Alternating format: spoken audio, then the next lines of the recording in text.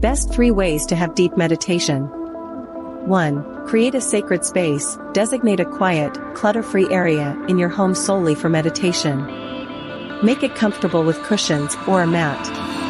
Adding elements like candles, incense, or calming music can enhance the ambience and help you ease into a meditative state. 2. Practice mindfulness. Focus your attention on your breath, bodily sensations, or a specific mantra.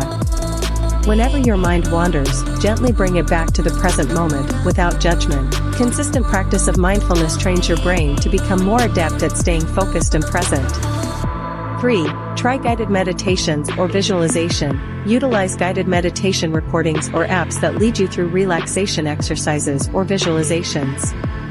These can help deepen your meditation practice by providing structure and guidance, especially if you're new to meditation or struggle to stay focused on your own. Don't forget to follow me for more meditation tips like this.